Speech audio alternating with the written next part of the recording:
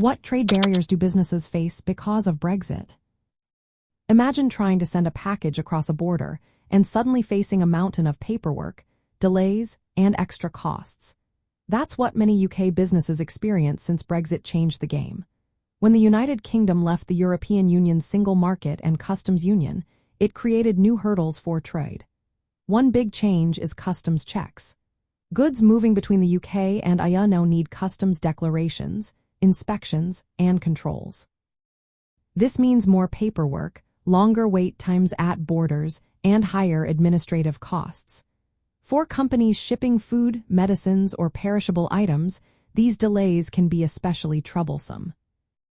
Another challenge is regulatory divergence. The UK and EU now have separate rules for product safety, standards, and certifications. Businesses must meet to sets of regulations, which often means extra testing or certification. This adds to the costs and complexity of selling the same product in both markets. Rules of origin requirements also come into play. To enjoy tariff-free trade under the Trade and Cooperation Agreement, goods must prove they were made in either the UK or the EU. This requires detailed documentation about the supply chain, which can be a real headache for companies with complex manufacturing processes. Border delays have become more common. Customs checks and regulatory inspections slow down the movement of goods, especially at busy ports like Dover or Felixstowe.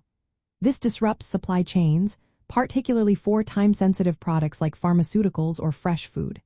Services trade also faces new restrictions. UK service providers, such as financial firms or consultants, now encounter red tape when trying to access EU markets.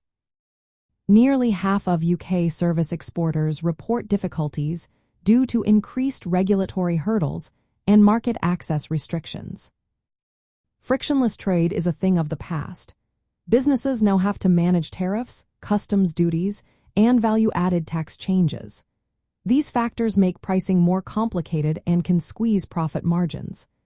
UK companies also face limited access to some European Union programs and funding, which impacts research, innovation, and collaboration efforts. The UK government has been working on agreements like the 2025 UK-EU trade deal to ease some of these issues. It aims to simplify processes and reduce certain barriers, but it stops short of full integration. The UK is no longer part of the European Union's customs union or single market, so trade friction remains.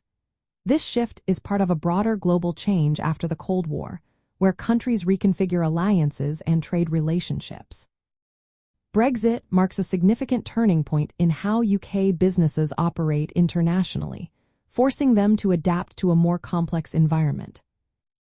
Businesses now need to invest in customs expertise, adjust supply chains, and navigate to regulatory systems. Governments are trying to support them through new trade agreements and export programs.